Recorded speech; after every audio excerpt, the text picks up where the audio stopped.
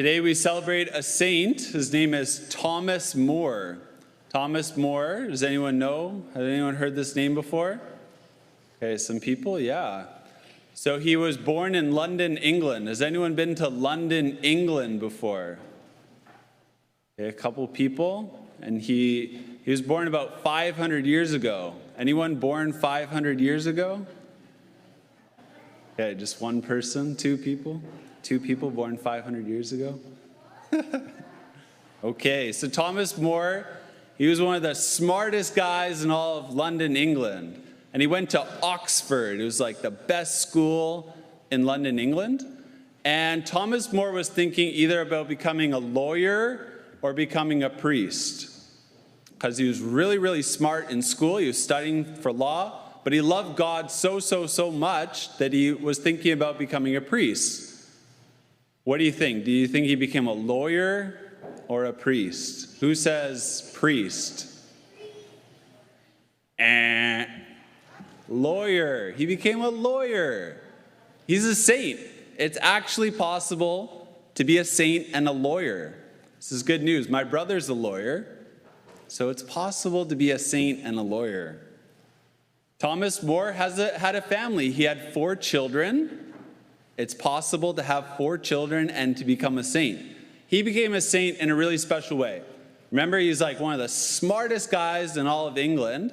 And so the King of England, his name is King Henry VIII, he said, I want Thomas More to be my advisor. It's called Lord Chancellor. Isn't that like the most fancy title ever? Imagine if your name was Lord Chancellor.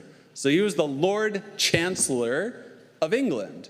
He was King Henry VIII's right-hand man. Like King Henry VIII, whenever he had a question, whenever he needed support, whenever he needed counsel or guidance or anything, he went to Thomas More for help. And so one day, King Henry VIII, he had a real difficult problem. He couldn't have any children. His wife, Catherine of Aragon, she couldn't have any children.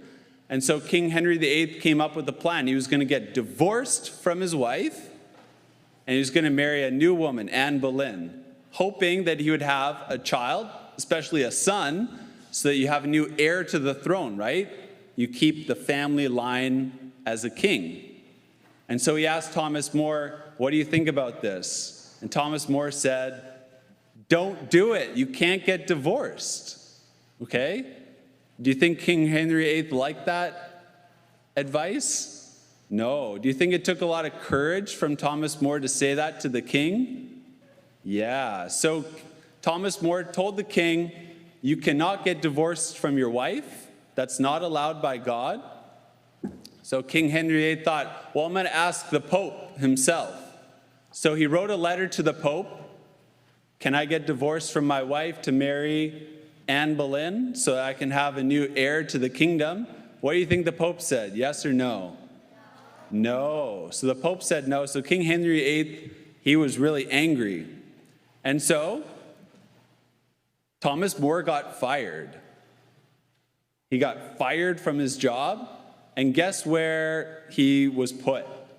He was locked away in a dungeon. Has anyone been locked away in a dungeon before? Maybe just in a video game or something. He was locked away in a dungeon. And this dungeon was really small. It was really dirty, really dark, really cold. He was given like no food in this dungeon. And the only way he was going to get out is if he supported King Henry VIII to marry a new woman, to get divorced from one wife and to marry a new woman. Do you think Thomas More, what do you think he did? Did he say that King Henry VIII could get divorced from his wife? No, he stayed faithful. So for 15 months, imagine that, 15 months, he was locked away in a dungeon, and he would have family come to him, even his own family members. Remember, he had 4 kids. His family members would come and say, please, just change your mind allow him to get divorced, approve his decision, and then you can live a new life. You can get out of this horrible dungeon and live a new life.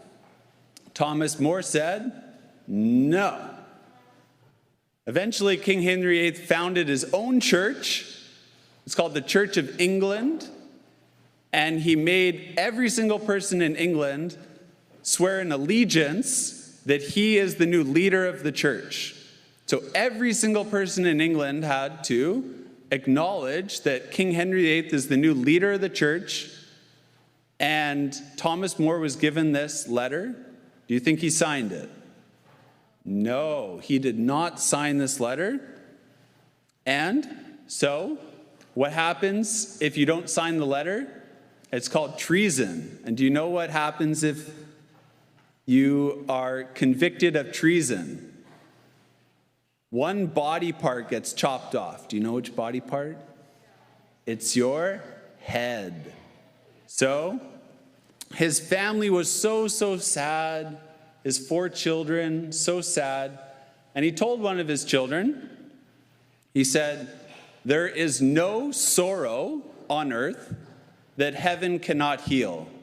We'll say this together. I'll say it one more time, and then you can say it with me. There is no sorrow on earth that heaven cannot heal. So say it with me. There is no sorrow on earth that heaven cannot heal.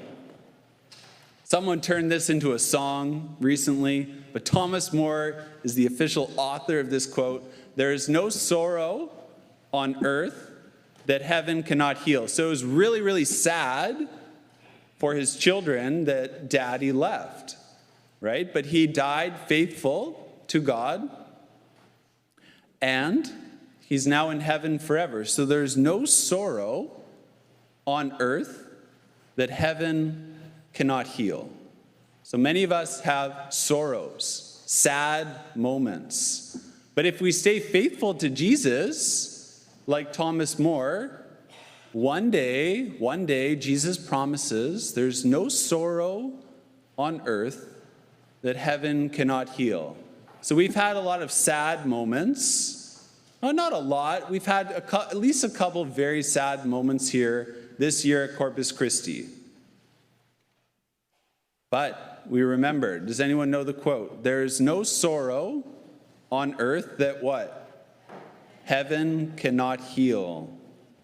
So one day, Thomas More, when he died, he got to experience this.